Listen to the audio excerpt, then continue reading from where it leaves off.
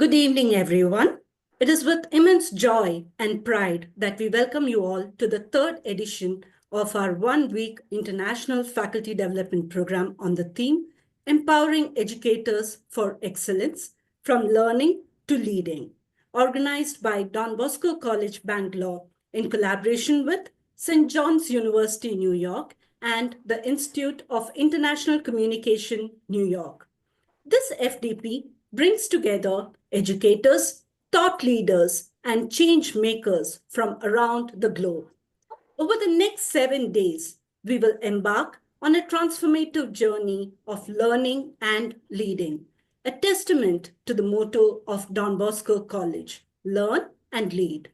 We are privileged to have a distinguished panel of resource members, each of whom bring a wealth of expertise, experience, and inspiration.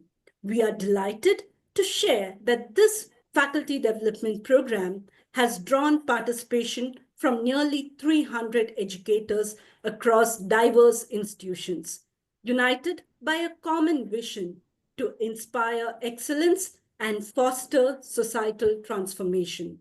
On behalf of Don Bosco College and our esteemed collaborators, we extend a heartfelt welcome to each of you. Let us use this opportunity to engage, collaborate, and make a meaningful impact in our role as educators and mentors. As we commence this faculty development program, it is my privilege to invite our esteemed director, Reverend Dr. Father Wilson, to address the gathering. But first, let us take a moment to reflect on his inspiring journey and contributions as we view his profile.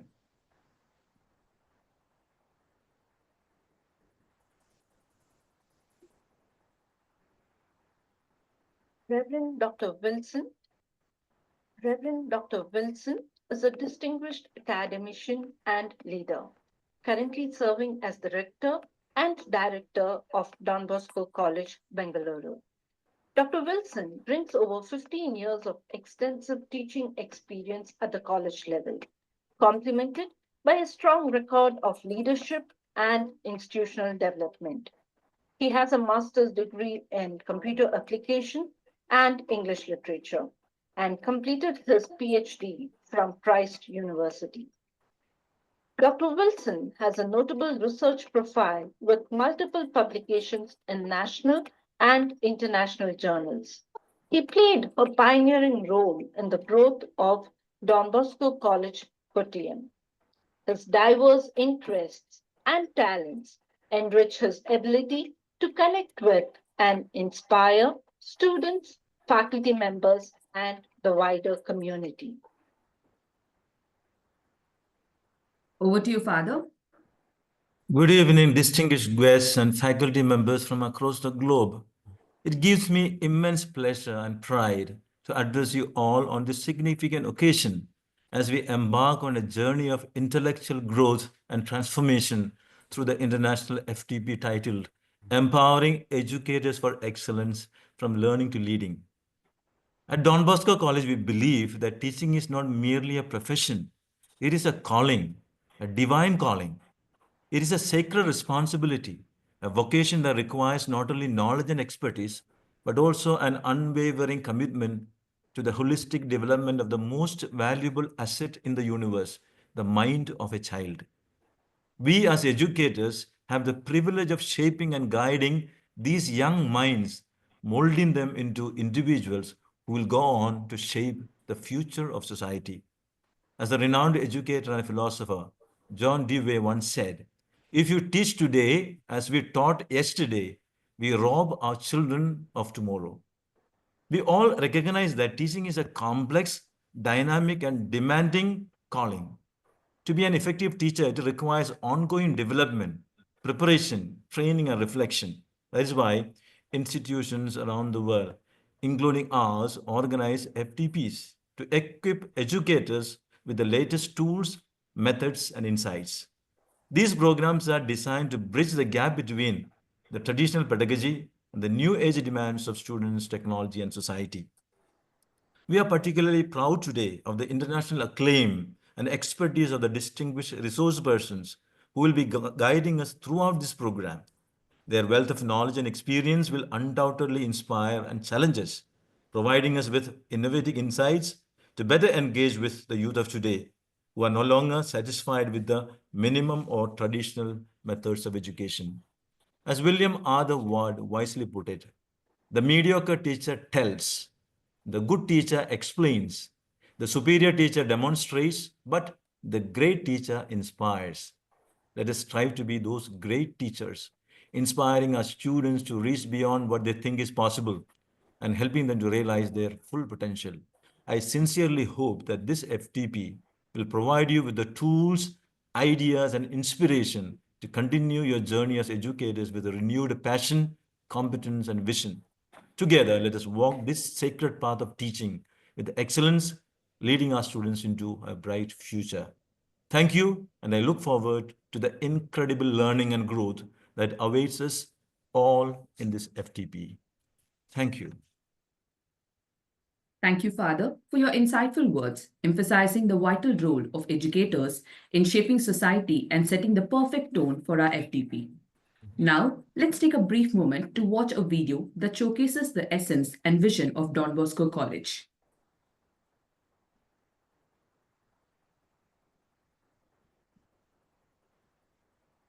Welcome to Don Bosco College, KR Puram, the perfect place to shape your future.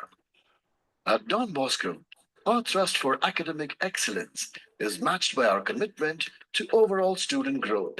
Our value-added and skill-based courses are crafted to bridge the gap between academics and employability, ensuring students are equipped for the professional journey. Beyond academics, we foster holistic development through vibrant extracurricular and cultural activities. With state-of-the-art infrastructure and expert placement guidance, we prepare you to excel in every aspect of life. Join the Don Bosco legacy, where learning meets leadership. Admissions open now. Visit dbcblr.edu.in to know more. Don Bosco College. Learn and lead. Established in 2022, Don Bosco College has rapidly evolved into a distinguished institution committed to holistic development and fostering societal transformation through quality education. Next, I would like to invite our principal, Reverend Dr. Father Gio, to share his thoughts and reflections with us. But before that, let us take a moment to view his journey of inspiration through a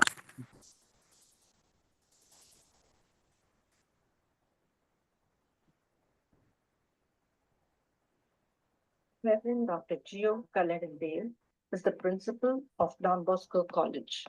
He completed his postdoctoral studies in organizational leadership at Harvard Business School, Massachusetts, and earned his PhD in educational leadership, administration, and policy from Fordham University, New York. He was the former principal of Don Bosco Higher Secondary School, Mannuti, and Don Bosco PU College, Chitradurga. Dr. Gio has been greatly appreciated for his exceptional leadership skills and his dedication to advancing educational standards. Under his guidance, Don Bosco Institute has seen significant improvements in academic performance and overall student development. His innovative approach to education and strong commitment to fostering a positive learning environment have earned him widespread recognition and respect in the academic community. Over to you, Father. Thank you. Greetings to everyone joining us from around the world, whether it is morning, afternoon, or evening, where you are. It's a joy to have you with us. Welcome to the third edition of our one-week International Faculty Development Program in collaboration with St. John's University at the Institute of International Communication, New York. I would like to start by extending my heartfelt congratulations to Dr. Mary Binu, the chief organizer of this FTP.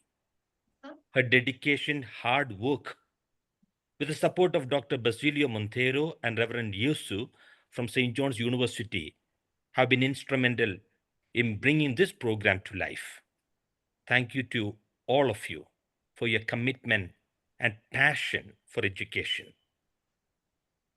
This week is all about learning, sharing, and growing together. We have an exciting lineup of sessions exploring several important topics. It's an opportunity for us to connect, reflect, and take away practical insights that can make a real difference in our work. I'm thrilled to see so many educators here, over 300 participants ready to engage and contribute. Your presence speaks volumes about our collective desire to make a positive impact in the world of education, whether we are in Asia, North America, Africa, Europe, South America, or Australia. Once again, welcome to all of you. Let's make this a memorable and enriching learning experience together. Thank you. Thank you, Father, for your inspiring address and for emphasizing the importance of continuous learning and leadership, which are indeed the need of the hour in the academic world. Before we proceed to the first session, titled The Role of Higher Education, Inculcating Values, Ethics, and Societal Transformation, we wish to express a heartfelt gratitude to Dr. Basilio Monteiro. This collaboration and the successful organization of this FTP would not have been possible without his unwavering support and encouragement. Let us take a moment to appreciate his accomplishments and vision as we view his profile.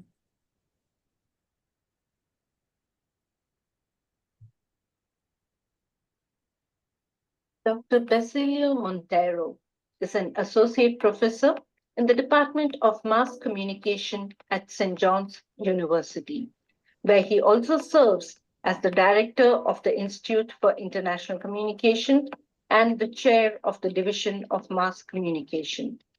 Dr. Monteiro specializes in international communication and the social anthropology of communication, and teaches courses such as communication and global development, media and public policy, and media and the politics of peace building, among others.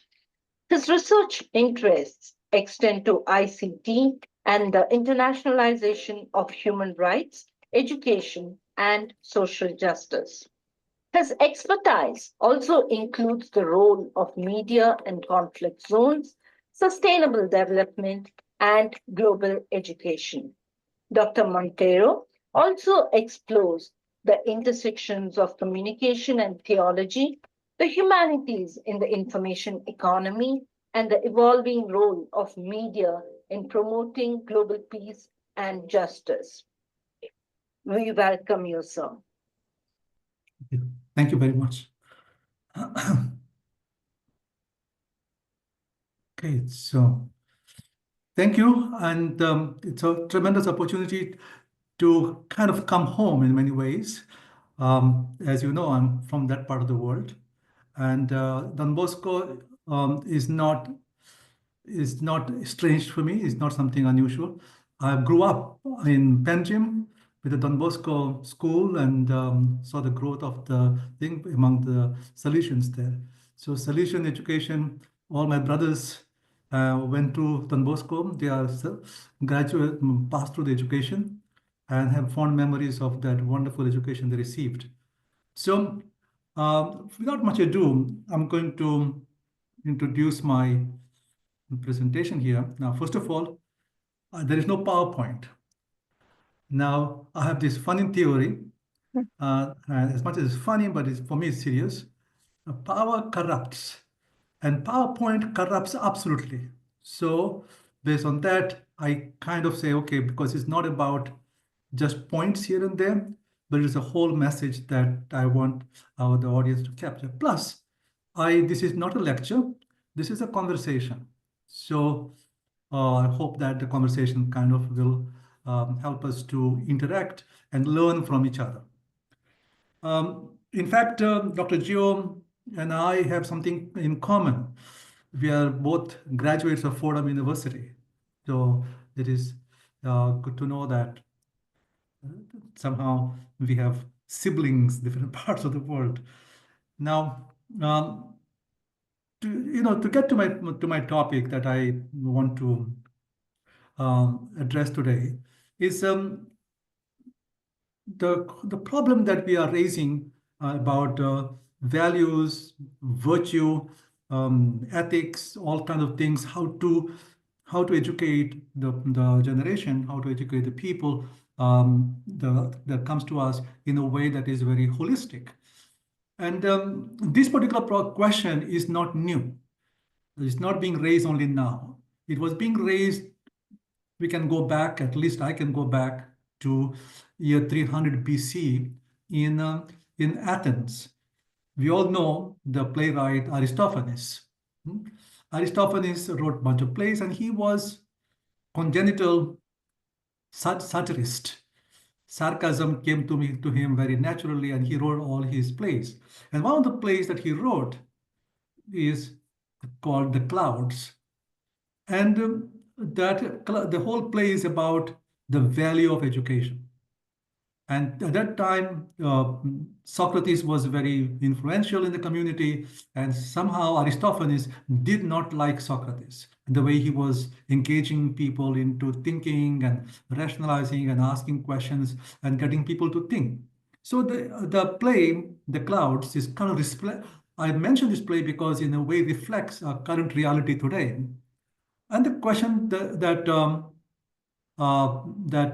we see is that he raises is the purpose of education. That's the big theme of the play, The Clouds. And the two questions that he tried to address, another three questions I have to say. One is, should education reinforce established values or question existing orthodoxy? What's the purpose of education? So in the play, he kind of just delves with this question. Other question he delves with also is, do we use education to learn how to impose ourselves on the world and the people around us? So you can see now the relevance of these questions that Aristophanes dealt with in the play Clouds. In a way, might be interesting to do to enact that play as a kind of. In fact, we did with my PhD students a couple of years ago. We did that, and so what I want to highlight here is the question that we are trying to raise today about ethics, about values, greater good of the society, all those things, they are not new, but they're becoming very, very prominent right now, given what we have gone through. Now, for the longest time, as we know, the focus was on humanities, philosophy, theology, law, those kind of things. We did not study in school for a long time, up until recent last maybe 100 years, subjects like physics, chemistry, those kind of things in school or in college. So the specializations come along. Now, the development of specializations in the college, which transformed totally, was with the beginning of the industrialization of the society. Society got industrialized, and what do? Our labor got compartmentalized. The labor got specialized. And so now we're looking for specialists with the industrialization of society. So along with the industrialization of society, I say it from my point of view, sadly, our education also got industrialized. And I made a pause after having said that, just to impress upon you the industrialization of education. I wanted us to kind of think about it a little bit, the implications of that industrialization of education. So what we are doing now, the primary focus of education is to deliver human resources to the industry. And that's what a whole focus is. Deliver the students don't do human resources to the industry. That is they'll say, oh, that is a great college because all of them got employed. That has become the matrix through which we assess which college is good, which university is good. Are they all employed upon graduation? How long does it take? 3 months and all kinds. Right now, there was a very interesting article just recently about a few days ago on The Economist about the value of MBA from the high level institutions from Harvard, Stanford, and all those places, because in the last 2 years, the MBA graduates from these universities have been having difficulty in getting jobs, even after 3 months upon graduation. So it's interesting times for us. So are we preparing human resources for the industry? Therefore, we are a better institution. Therefore, we are supposedly doing better learning. And other question that I find very troubling that we are raising constantly, at least in the United States, and also see that is coming up also in institutions as educational institutions as well. What is the value of education? Now, the word value is problematic. When we use the word value, we are putting in the context of capitalism. What's the value of education? When we ask, oh, are you becoming a better person?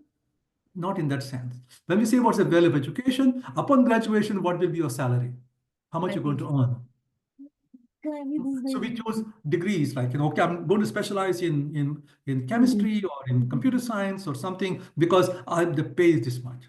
And so that is what the value of education. So much so that we make a lot of fun sometimes when students go to choose to study art, painting, that kind of thing, and say, oh my goodness, your mother have to feed you for the rest of your life. Kind of make that kind of thing comment because there is no thing that there is no employment unless they become some super great artist or something like that. So the word value, when we ask this question, so these are kind of troubling questions that are becoming part of the way of assessing which universities are the better institutions, where better learning is taking place. So throughout history, as I mentioned, particularly modern history, education has been primarily for two purposes: to generate patriotic citizens. So the government people has always said, okay, how we can now get our people's thinking in a certain way. One of our Indian famous historian, what's her name, Ramitra, I think I just skip her name. She wrote a couple of books on that, so pointing out how government is kind of shifting the books, the history particularly, and kind of trying to set it up for their own ideology. So that has been, this is not particularly Indian problem, this is everywhere. Right now we are going through United States, they're also going through similar kind of situation as well, where how we can get people to, young people to think, and then of course the society to think a certain way. So we manipulate, we enter into the field and rewrite the books, rewrite the texts, and rewrite the narratives. And so kind of learning through that. So the patriotic citizenry, that is what has been the preoccupation. But now now the focus is on generating human resources for the industry. We're beginning to see that more and more taking place, where we are asking the industry, tell us what you need, and these are the needs, and then we adjust our curriculum accordingly as such. Because ultimately, we think that we're going to be measured by how many people are immediately employed or within the less of 3 months, usually. Now, how to address this problem of how do we teach virtue to the or ethics to our students? Well, India has a grand history about how to do this, and we say it Gurukul. I'm sure you all are familiar with the term Gurukul. I want to take you back to Gurukul, and I would wish we could go back to Gurukul model. And in fact, you will see, and I'll point out later on, how Gurukul has also very much a partnership with Don Bosco as well. His own charism, his own ways of thinking. So let me highlight a little bit of Gurukul. Now, of course, in India, we almost have given up on Gurukul, even though there is an institute of Gurukul, I think, headed somewhere based in Gujarat, but there are also a number of campuses around the country. So just a quick highlight, not that I need to highlight it for you because you know that better than me. There are 3 components to Gurukul, and I want to see how those components have relevance today. We in Indian word will say Vidya And the video is the modern education. Because we'll say knowledge liberates. So studying for the sake of studying, we don't do that anymore. Studying, becoming now for getting a job. What are you going to go do this with this knowledge? But studying for the sake of studying, that has kind of become the luxury of the past, maybe 200-300 years ago. Now it's not happening there. But what happens in video, when we study knowledge liberates, in the process, as Gurukul will say, will teach us, we develop curiosity, wanting to know why this is happening. Why did it happen before? So the curiosity, intellectual curiosity. And I find myself, very sadly that intellectual curiosity is diminishing. And whenever I have to deal with the students who wants to do independent study, I always tell them, choose a topic. No, I said, no. What is itching your brain?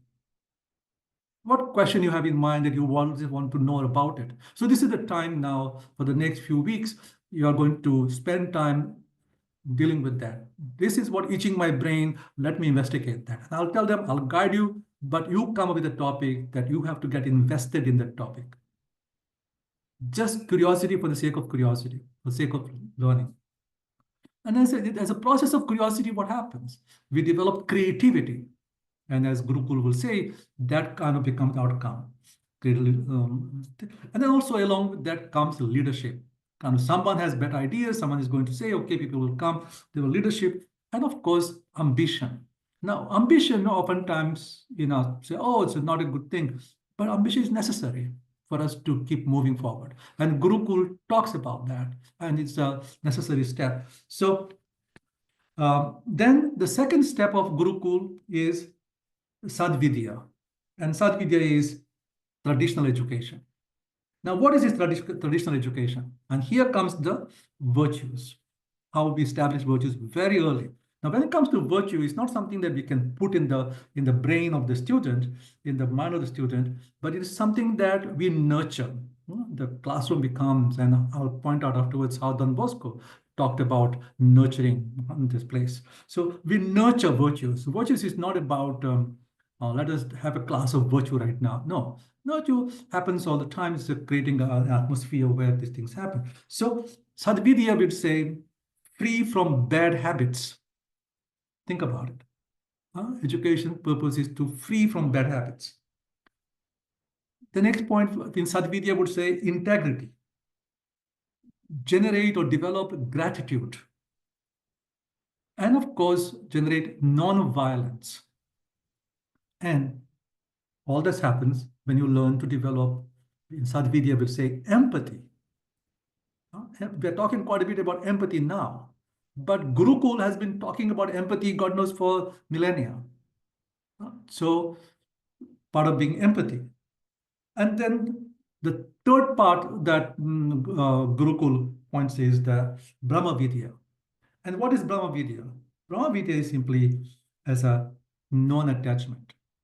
And now this is a higher realization that you discover that there is something we would say the spirit in you, or would say there's a soul in you. There is the spiritual dimension of the person. I'm not talking here from a religious point of view, spiritual, but the spiritual, the emotional, the spiritual dimension of it. So you develop non-attachment in Brahma Vidya. Develop sense of devotion. Now, devotion is not, again, from a religious perspective, but devotion as a devoted to do good, devoted to something. If there is no, in what way you are becoming a value to the society?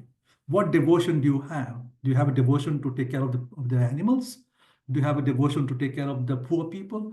Do you have a devotion? So we all have to have some kind of devotion so that we can transform. There are a lot of people out there who are doing some devoted to do great work that they do on their own.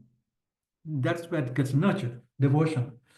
Then deep affection. Then, of course, much before Maslow's theory of hierarchy of needs, Gurukul was talking about self-realization. Self-realization. So the self-realization is part of the education that Gurukul talks about. And of course, you discover God realization, faith, not in a ritualistic way, but a sense of transcendence, that the spirit of transcendence. Now, let me quickly go through, I'm keeping an eye on the clock as well here. Let us look at Don Bosco. You know, and sadly, and I say this very with all due respect to everybody, especially our clergy who are running the institutions, somehow it's become fashionable nowadays to give up on the charism of our founders and somehow absorb or get all those new technology-driven, metrics. We have to use the word metrics and this and that.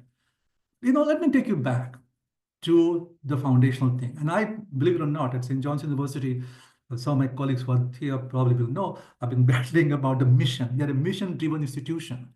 We are not a research institution. We do research for the purpose of education. But our primary purpose is not to show the world how wonderful we are at research. But our primary purpose of education is to make this average student, average person who comes in a better human being. And that is what our mission is. So, and that's what the founders of these things, Vincent de Paul, in my case, St. John's College, St. John's University, Don Bosco, they had this vision and they had this charism, and we walk away from the charism. I would like us, if you really want to bring in education where there is a virtue, where there is taking care of other people, turning them into good young men, good citizens, let us go back to the charism of the founder.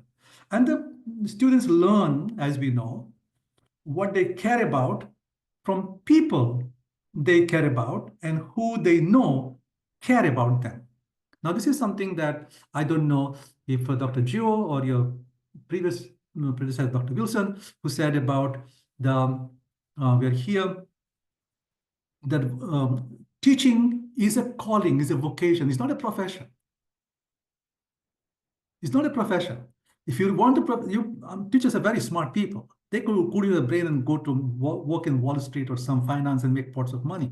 But we go into teaching because there is something in our heart, something in our soul that draws us, that I want to go there in the classroom and stand in front of those young fellows and somehow, hold their hands, touch their hearts, and improve their minds.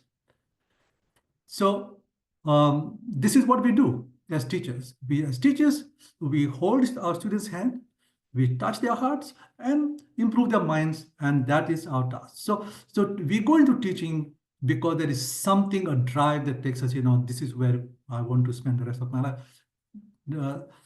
Turning, there is an interactive work that we building relationships. So our great Jesuit from India, Anthony de Mello, who unfortunately passed away also at Fordham University when they come there to give a retreat. He makes a very interesting distinction. He says, secular institutions, secular universities focus on knowledge. Christian universities or Catholic universities focus on, from knowledge, you move to wisdom. From knowledge, you move to wisdom. This next step. And that is where, because in wisdom, what happens? In wisdom now, we're in awe, we're admiring. There's a sense of admiration of the learning that we're doing. So that is one particular characteristic of the Catholic universities. Yes, we do give knowledge, but we take a step further and we move it to wisdom. Wisdom now, part of how knowledge gets passed on and thought about, discussed, and suddenly we learn from our experiences and everything, and then we pass it on to others. So we all know, I'm sure, Paulo Freire, one of my favorite pedagogue, the Brazilian pedagogue, Paulo Freire. And when he writes his book, The Pedagogy of the Oppressed, it's a tremendous learning. In fact, sometimes when I was reading him many decades ago, I kind of thought about Don Bosco's charism. So what has happened now is, because we are so industrialized that we have given up on humanities. And in India, I know the Indian education system quite well.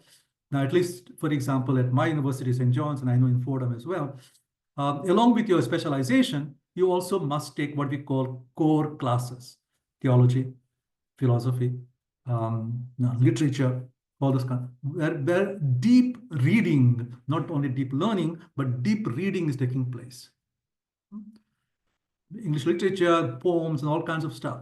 And what is the purpose of that? It is a very important purpose. Through that deep learning, through that, oftentimes my students ask me, "Oh, why should I take a theology class?" And I tell them, "Listen, you have to study theology and philosophy. You know why?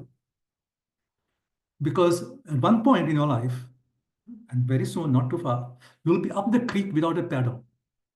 And you'll ask, is anybody up there? You'll run. Either your child will get sick, your wife will get sick, some tragedy will take place, and you'll say,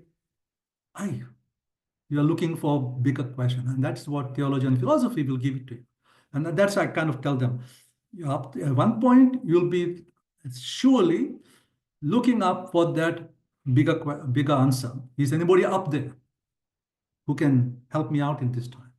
And so it is important. I mean, we make a living with our specializations, but we make a life with our philosophy, theology, all those kind of literature, humanities, all those kind of things. So how do we teach them to make life? And that's where it comes out from. So in humanities is very important, and somehow we don't focus on that. We need to be specialized. Of course, in India, our system is determined by the center, the curriculum, kind of thing. But if the Catholic institutions like Don Bosco find a way of also saying that, okay, let us study a little bit of philosophy, let us study a little bit of theology as well. And I'm not talking theology from a confessional point of view, theology from a religious point of view, but theology as an academic exercise of discovering transcendence. So if somebody studies theology, it's not because wants to, because of Catholic or Protestant, whatever, but they study theology for the sake of that inner desire of every human being looking for transcendence. So those kind of things we can. So, and that moral education, virtue or moral education, helps the young students, helps people to be better versions of themselves. Why this moral education? So we said, okay, we are guiding students, and that's what happens in theology, philosophy, not from a confessional point of view, but as an exercise in getting the deeper understanding of the realities of life. And the realities of life, we don't understand them in the first time. So it's an ongoing process. We keep learning. Curiosity, intellectual curiosity will lead us there, always looking for big answers. So what happens now in this deep reading in humanities, the strength we develop what traditionally we would say 3 different types of strengths, inner strengths. The strength of heart. What's the meaning of strength of heart? Being kind, being considerate, being generous. And we can see this taking place in the classroom when we do group work studies and whatever it is, how students helping each other. And that's where those little things are the ones that help them to do those, develop those strengths of heart. Then the other thing happens in the deep reading, strengths of the mind. What's the meaning of strength of the mind? It means being curious, which is what Gurukul was talking about. Being curious, being open-minded, that nobody has the final answer. We're always looking for the fun. That attitude, because open-mindedness meaning an attitude, that disposition, always wanting to know more, and kind of thing. So that having this ability of good judgment, something that we don't seem to have developed that today. People with a good judgment. Everybody is rushing. Everybody has to give the first answer in shortest amount of time, and therefore you give the answer in shortest amount of time, the best answer. That is not a good metric. So to develop a good judgment takes time, and so that's what happens with the deep reading when we read literature, when we read philosophical questions, and when we read theological questions as well. So, and then the third strength that comes out from deep reading is the strength of the will. And that is self-control, determination, courage. So you can see how this kind of things, these virtues we're talking about, are very much part of the learning process itself, and it primarily comes through the humanities. I don't want to say that when you teach physics, chemistry, mathematics, whatever doesn't happen. Depends on the teacher, how it is being developed. You can there also can find. So moral formation, as I said earlier, is not downloading content into a bunch of brains. It's not about downloading content in the brain, but it involves inner transformation of the heart. It is more about inspiration than information. As Dr. Joe said earlier, a good teacher inspires. A best teacher inspires. In fact, that very thing that he said, I have the little thing in my office. So whenever whoever walks in my office, they see that. And one of my colleagues who is on this, in the session here, she texted me, "Oh, I've seen this before." So a good teacher, a best teacher, inspiration. And it's not about giving the correct answer. It's about where are they looking at? Are they, as I said earlier, students learn what they care about from the people they care about, from the teacher they care about.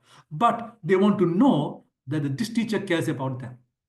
That's one of the things I always tell my faculty as a chair of the department. Say, please make an attempt to get to know the story of your student in front of you. Of course, that takes time. Now you're building relationships. Without a relationship, you can't talk about virtue, you can't talk about all these things that we're talking about.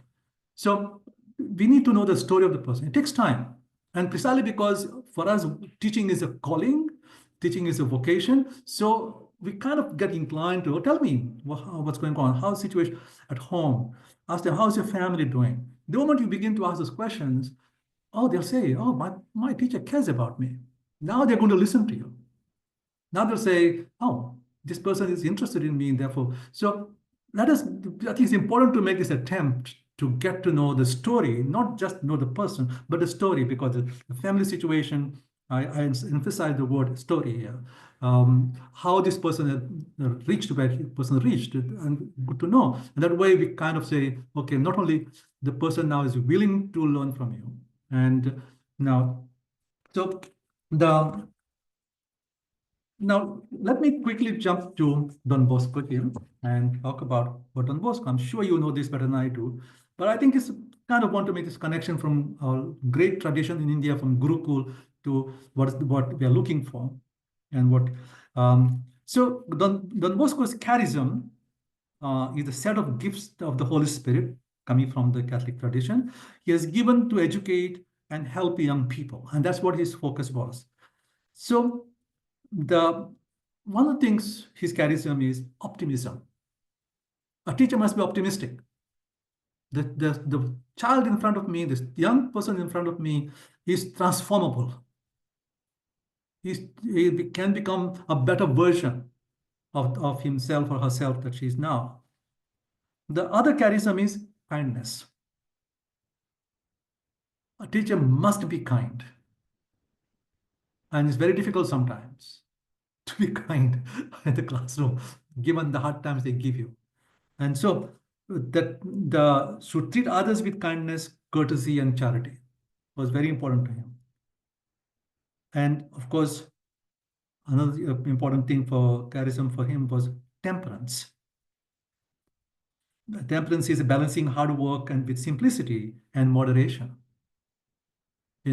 Say, we work hard, yes, but also has to be some kind, so it's important. And it also talked about, as part of the charism, preventive system, Don Bosco-based educational method on the principles of reason, religion, and loving kindness. This is the charism. And of course, in this charism, that kind of, optimism, kindness, temperance work, preventive system. He puts in where this is going to happen. And it's going to happen in 4 pillars. Now, remember I said earlier, virtue is to be nurtured. It is not about to be taught in a session. We're going to have a workshop on virtue. We're going to have a workshop on empathy. We're going to have a workshop on trust. That is nonsense from my point of view. It's just, you can't have a workshop on trust. Trust is built. Trust is nurtured. You nurture that right from the very beginning, from very early days, very early times. So for the pillars, where this is nurturing, what we call sometimes the sandbox, where the children go to play together and learn whatever they need to learn. So for Don Bosco, the sandbox or the place for nurturing was home, school, church, and playground. Now, I know from my own experience of dealing with the solutions over Don Bosco schools over many years, is playground was very important to them. Playground, school, church, playground. Of course, they may not have had a reach to the home, but also they would do. At least solutions that I know from Don Bosco in Panjim, they would come to visit us if somebody was sick or something like that, they would do. But school, a church, and playground, there is a continuity. They are not 3 different places. What happens in the classroom gets played out in the playground, gets reflected in the church. So you can see the continuity there. And so this is the place, this is what we would call in today's language we use here, at least in the United States, the sandbox, where we learn to become better people. And of course, Don Bosco brings in his enormous devotion for Blessed Mother within the Catholic tradition, Blessed Mary. And so he also brings that devotion to Mary as part of the overall developing these young people into this. So I think I think I should stop here, and I would like to talk a few more things, but I think we can talk about that in our discussion. So please feel free to let me stop here, and I will be happy to engage in conversation. And if you have any questions, please feel free to shoot. Dr. Monteiro, that was a wonderful session, starting from industrialization and capitalism, which are like topics we do not connect with education, because we always talk about education as a service, building of the society, transformation of the society. But in a way, what you told touches the first aspect of Gurukul, and your entire session took us through the 3 aspects of Gurukul: Vidya, Sadvidya, and Brahmavidya. It made us curious, it made us think of new things, it made us creative. Yes, we have to come up with creative approaches. And the most important thing about the importance of reading, or deep reading, as you said, was very, very relevant. And as teachers, I think we will all take forward this message of how we should go beyond education. And in going with the lines of William Butler Yeats, who said, education is not the filling of the pail, but it's the lighting of the fire. And as educators, we all truly have that power of inspiring the next generation, inspiring our students by being an inspiration to them. And that's why I think all the members who have joined today are people who are willing to be that light, who would like to spark that light and who would like to be that inspiration themselves. So we would really like to thank you for this wonderful session. We do have a few questions, and I would just read that questions for you. The first question that we have is from Dr. Prasad Rao. He has a question about the symbiotic relationship between ethics with education in the wake of constraints of capitalism. Almost irreconcilable. Capitalism is, by very definition, is reckless greed. So when you have a reckless, not only restless, but a reckless greed, of course, you can see so many fishes there just to do whatever. So if it's a greed, and that's what capitalism, the foundation, I'm not sure that capitalism will not come and kill me for saying that, but but that's the force. Now, how do we become ethics? Oftentimes, I think we talk about ethics and capitalism, and nowadays we're talking about ethics and artificial intelligence. It's all virtue signaling. This really, they need to talk about ethics now as a virtue signaling. It is not that they can do anything or they're still interested in doing anything. And I'm sorry to be so cynical about it, but from that is where I see that as as a virtue signaling. Oh, we're talking very loudly about ethics, but really beyond the talk, there's nothing happening there. And so, but also to answer the question, is there a symbiosis? It can be, of course, there are individuals who are doing, they're creating wealth in a very genuine way. And I'm sure there are plenty out there who do this, but they are not the ones who become the models, the exemplars for the rest of the world. What we see are the ones who are always, I always say, I say this many times when I have a chance. St. John's University has been in existence for 128 years.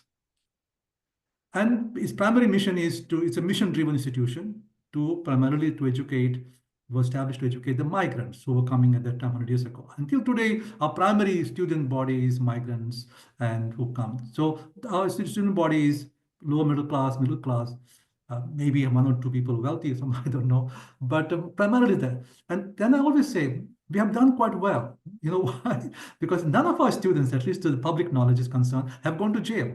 Whereas you go to Columbia University, Stanford University, all these Ivy League schools, very regularly they end up in jail for doing some kind of corrupt bureaucracies and all those kind of things. So, and I'm saying, we have done well. We are not Ivy League school, but I think we've recognized our mission. We turn these young people who come into better human beings. And of course, we are ranked very highly about the economic mobility because our students are continuously moving upwards economically over the period of time. So is there a relationship? I hope I've given you something to think about, but my own position on that is ethics and capitalism is kind of a big challenge. Thank you, Dr. Monteiro. The next question that we have is, shouldn't education be secularized and free from the tyranny of capitalistic notions? This question has been put forward by Dr. V. Pala Prasad Rao. Oh, of course, that would be the ideal understanding of the education. But the way our society has been established, and that's where I purposely brought this idea of industrialization of the education in our society and how we have become partners with industry. So why education is there? And the question, what's the value of education, is kind of problematic. But I don't know how we can separate that. How we can, because these are techno-social forces that drive our society, that shape our society. The techno-social forces. And the techno-social forces, oftentimes, we will not be able to change that because they are beyond our human abilities. And somehow we succumb. Now, one thing, for example, we are trying to be the best. The universities have this temptation to be the number one, number two. And I think that is a false chase we are doing. But say, for example, another thing about universities are very old institutions and very big institutions. It takes a lot of time for them to change. Sometimes I say, is it better off to simply go and start something small and keep it small?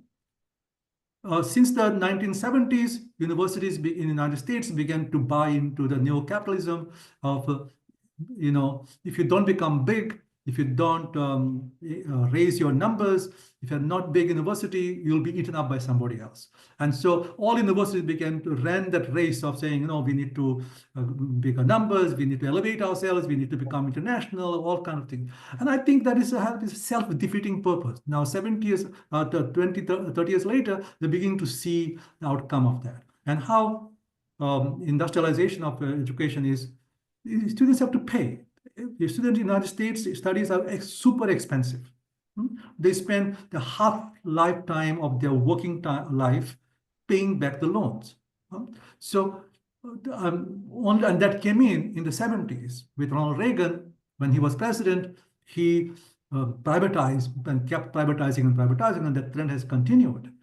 He took money away, funding from the government, from the state to the schools, but then everybody has to pay for it. So what we're doing today is, and this is my theory, which I oftentimes share my students, that we are giving free labor to free expertise, I should say, free expertise to the industry. We have paid for it ourselves, and now we're saying, okay, and they're giving us what? 10 paise as a salary but we paid enormous amount of money. So we paid for ourselves for developing this particular expertise, and now we're almost giving it for free to the industry. And that has become somehow and we are all agreeing with it. Nobody's protesting, nobody's saying anything, and we are unable to, because this is the techno-social forces of the society that oftentimes they're so gigantic that I think it's not possible to simply transform them. Thank you. And sometimes it's like we have the answer, connect to the roots, go back to the Gurukul system, but then sometimes the society, the way it's transforming, comes with a lot of hindrances as well. Yeah. The next question that we have is from Dr. Tiffany Moore. And the question is, Dr. Monteiro, thank you. What advice do you have for rethinking our pedagogy? I would like to shift my focus from knowledge to wisdom.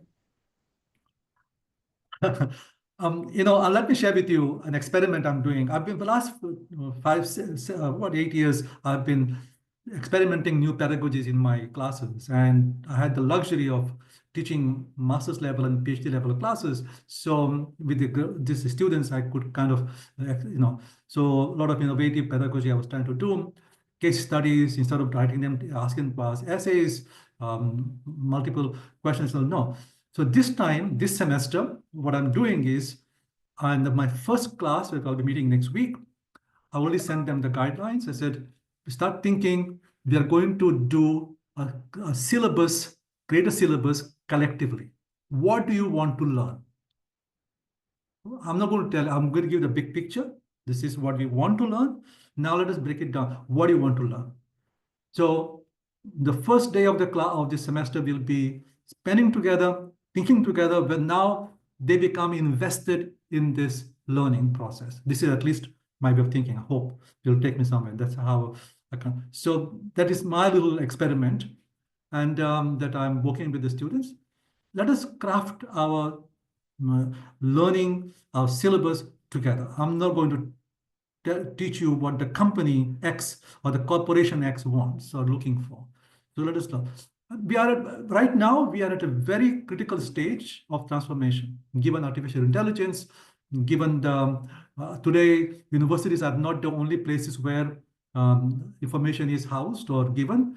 The knowledge or information, I don't want to say knowledge or wisdom, information accessible on YouTube, accessible on podcasts. So often would say there is right now in America, the trend is among the boys, among the males, not to go to college, but learn from podcast. The latest studies have come out. That's why the decline in enrollment, we find is because there is no interest in going to college, because I know I can do it. I can do it. So why should I go and waste my money and time there? Because it's very expensive. So these are, education is at a very critical time, being given a big challenge, particularly with artificial intelligence, and disrupting the existing structure. Where will it take? I don't know.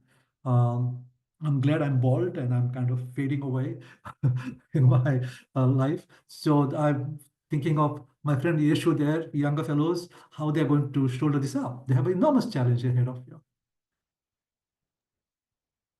Technology is in fact putting us through a lot of challenges as well, but it also comes with its own advantages. So the next question, Dr. Monteiro, is something that I think as teachers, all of us face.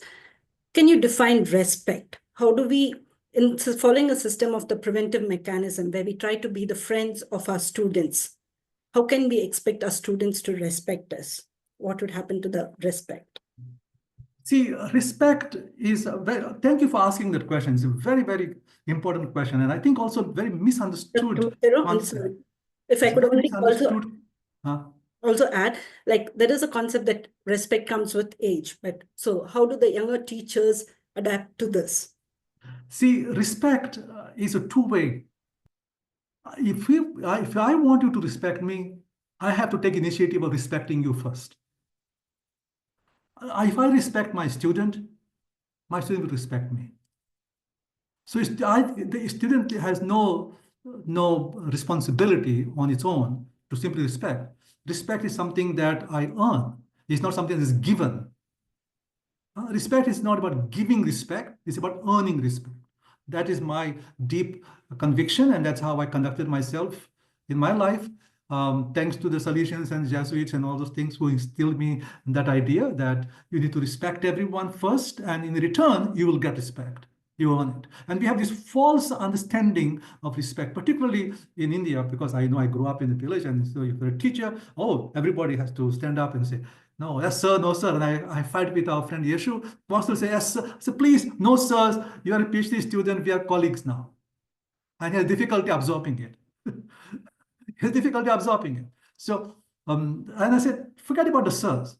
We are colleagues. I'm learning from you as much as you're learning from me. And that is how we go about your life. I learn from the student. The student teaches me. I always tell my students, they teach me. I'm not presenting myself as a model teacher here, but these are my convictions. I take a lot of independent studies. Why? Not because I have an enormous amount of time on my hands, but because opportunity for me to learn from them. They teaching me the content, and I may teach them the structure, how to develop independent study. The content comes from them. I'm learning from content from them, which I did not know before. So, and that is kind of thing, so we learn continuously from each other. Just because I'm a teacher doesn't mean that I have all the understanding. Absolutely not. Absolutely not. It is, we need to, humility is the beginning of being a good teacher.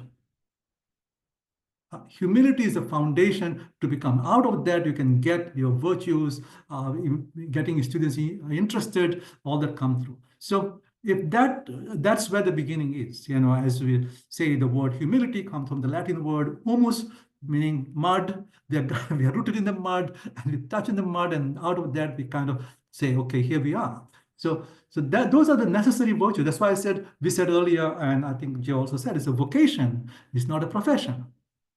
It's not a job. It is, they knock on your door anytime.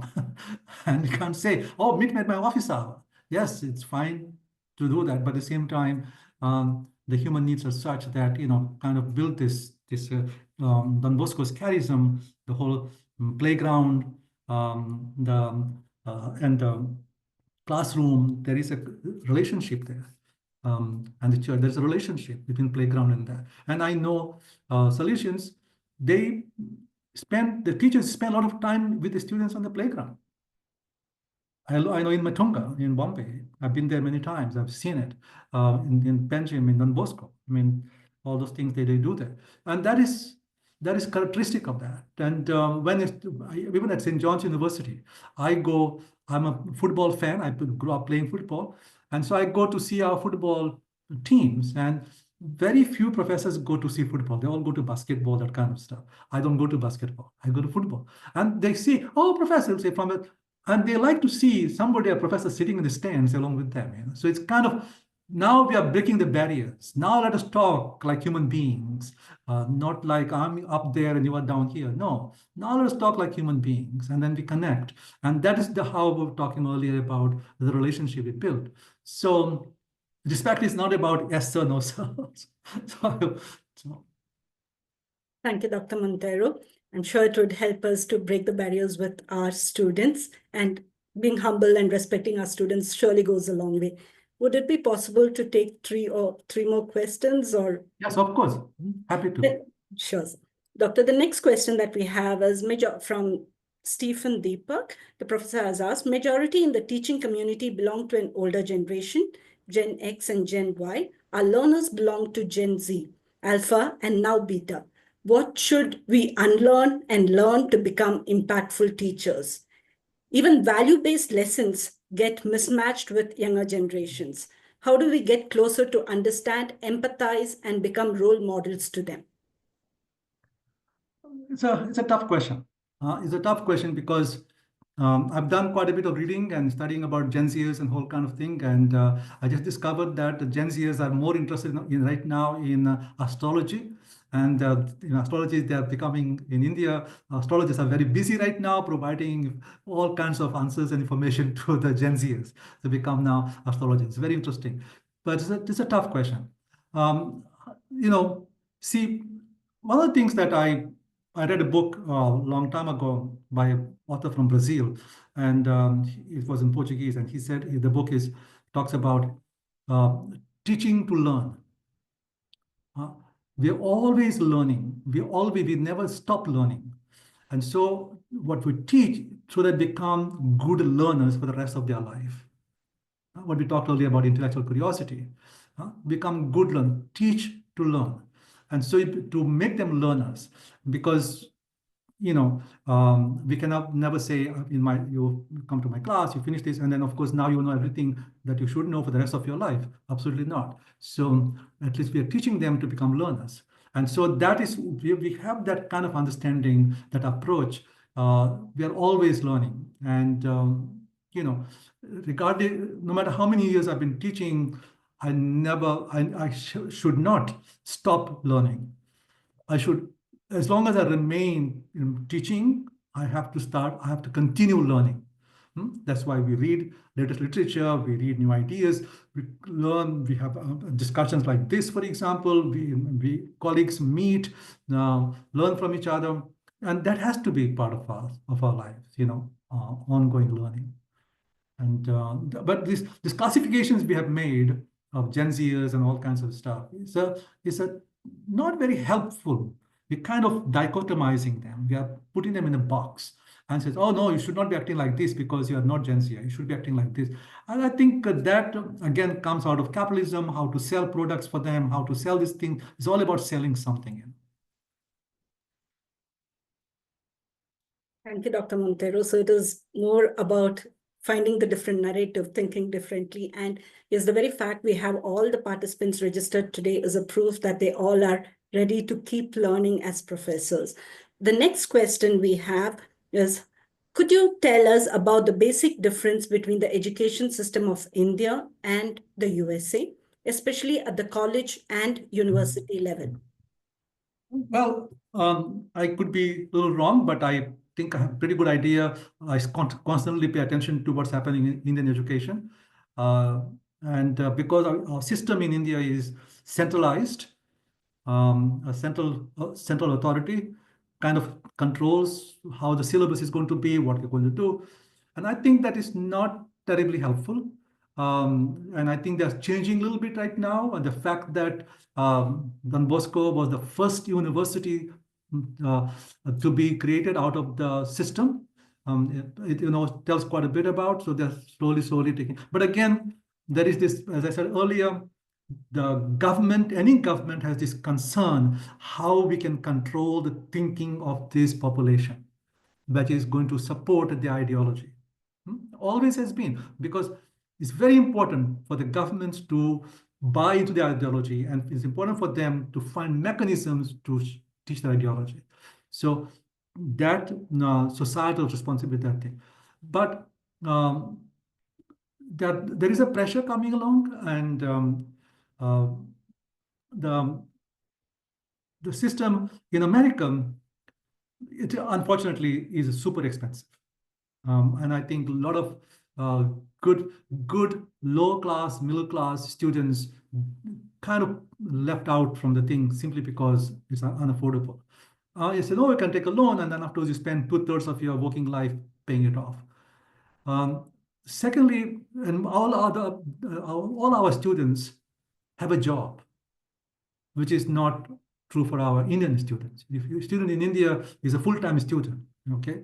Now here, they also have jobs. So now they're kind of split between, oh, I have to earn my livelihood to pay my rent. I have to earn my livelihood to pay my food while I go to classes, or I have to take this. So there's that kind of split. They don't have enough time. Now, the structure of the education, there is relatively relative freedom to structure your syllabus, your curriculum, I should say, compared to India. India's curriculum is pretty much, correct me if I'm wrong, pretty much straightforward, given from top to down.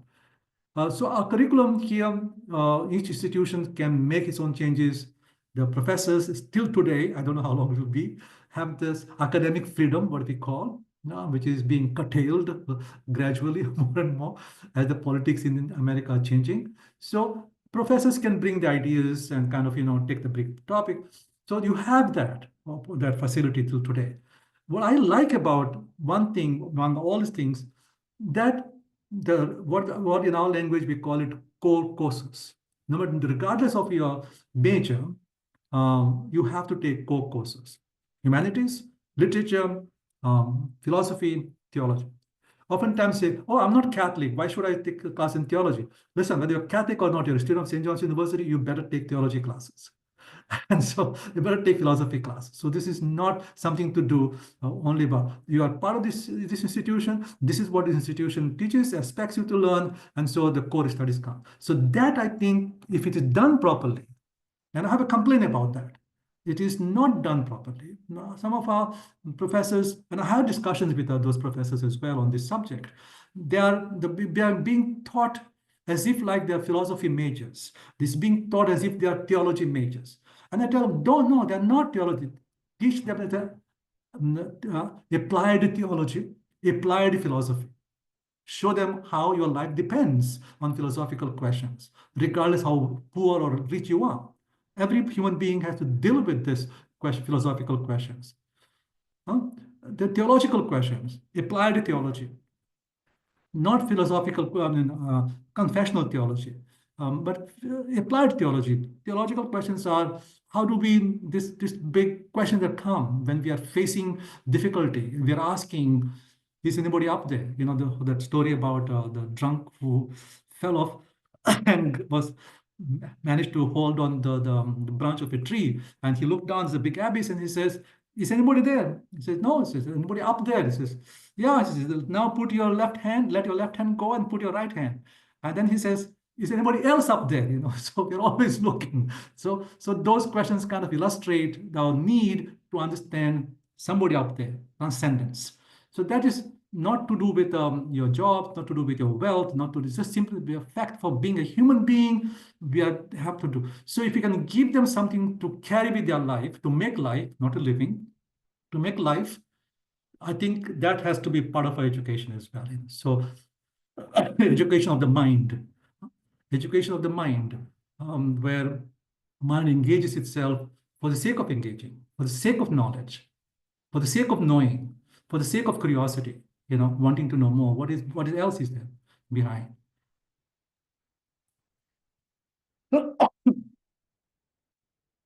I don't know if I've satisfied the question that comes there. Actually answers the question, Dr. Monteiro. The last question, I'm going to combine two questions. So this will be the last question. The first part of it is, what do you think is the major problem or the major change in the attitude or the mode of education that is required today, as per your view? And the second question is, if we go back to the Gurukul system, what do you think will be the major challenge that we would face?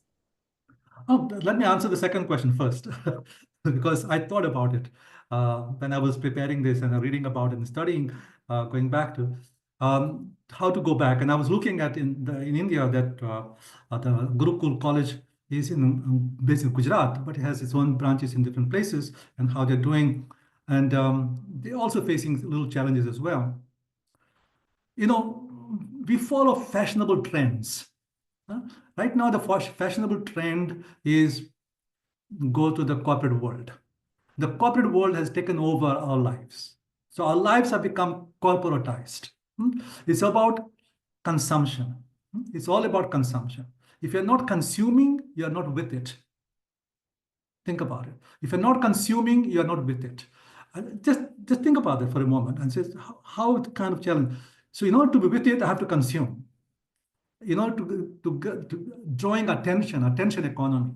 Attention economy is a very rich economy right now, drawing attention. So how do I draw attention? Consumption. So we are now so saddled by consumption and overconsumption. And because overconsumption become the problem of the climate issues as well. And the climate issues are tied up to our overconsumption.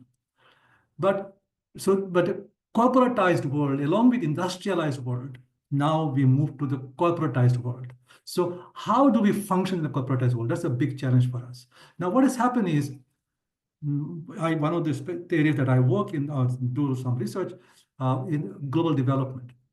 In the 30 years ago, 40 years ago, we thought the world now is coming together and everybody's going to think the same way, we're going to eat the same food, everybody could dress the same way. So that was the idea of the globalization, become one globe. Now, we discover that that idea has fallen apart. The global supply chains are dismantled, and now we're beginning with our own country right now, becoming very, everybody wants to become MAGA. Bangladesh are becoming a MAGA country. He says, okay, we're going to keep our business here, not share with you. If you want to send something here, we're going to impose tariffs on you, that kind of stuff. So the global supply chain, the globalization, the global dialogue, interdependence, the virtue of interdependence. Interdependence is virtuous, is necessary, is good. It keeps away the wars. When there is interdependence, because why should I kill you when I need you for my own sustenance? So that kind of thing. And so the interdependence is very helpful for us. So now that ideology is changing, the globalized supply chain is kind of falling apart, and then so what do we do? Corporatized. So who runs the countries? Corporations run the country. There is a very interesting book written about 30 years ago. Who runs USA? Not the president, not the Senate, not the Congress. Corporations. And this was not written now, 30 years ago was written. It's a very interesting read to read. Who runs USA? That's the title of the book. So who runs the country? I mean, who runs? I'm sorry, I don't want to politicize. In India, Adani. Who runs the countries? United States, Elon Musk. Now, Elon Musk not only wants to run the United States, he also wants to run the whole world. He wants to messing up with Europe, European Union, messing up everywhere. So this techno-bureaucracy, techno-autocracy, this is what my biggest concern as a citizen, as an educated person is 2030. I'm concerned that our next president of the country will be a techno-autocrat. A techno-autocrat.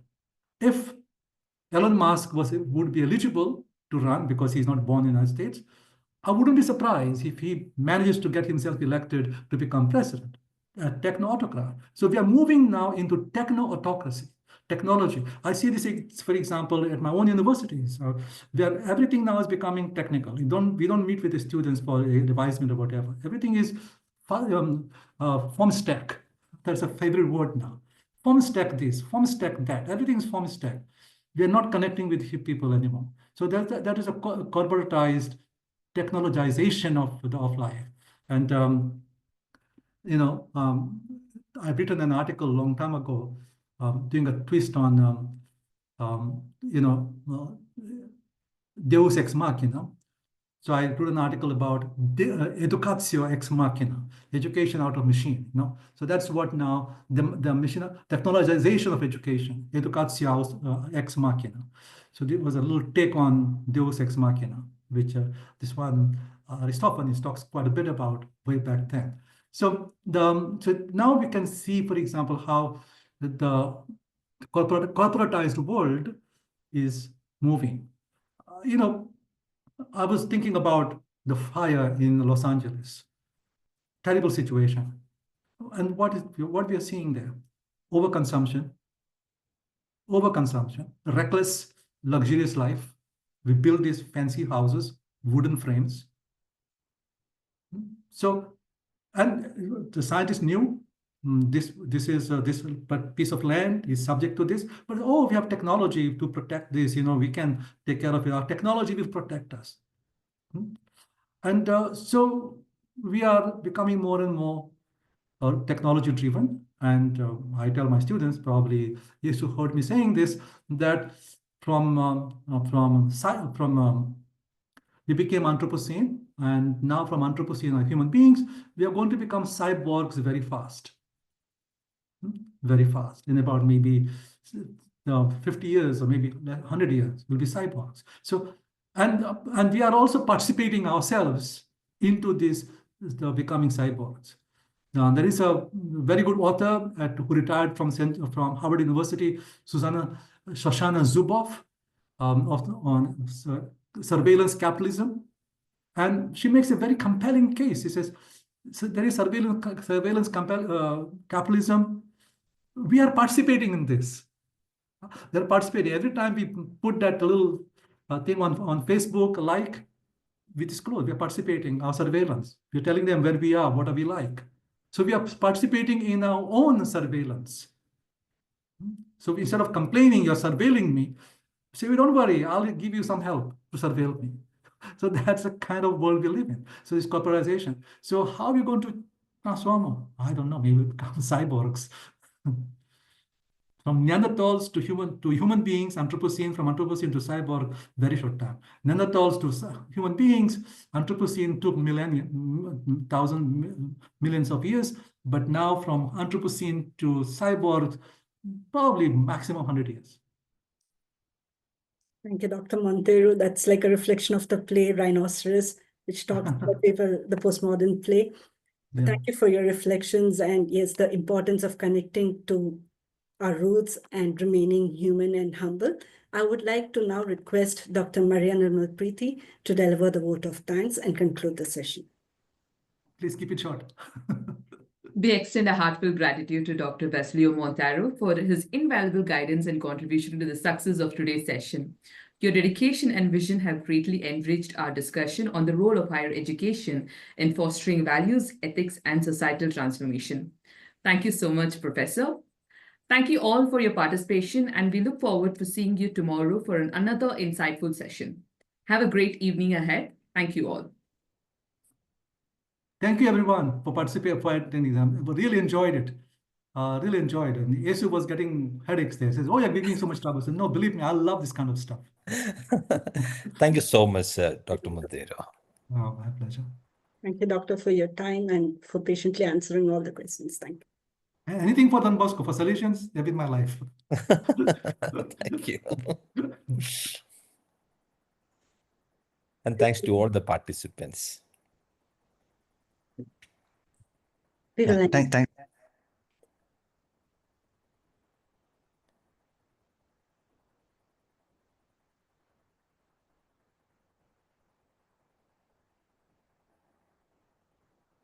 We can end the meeting right now.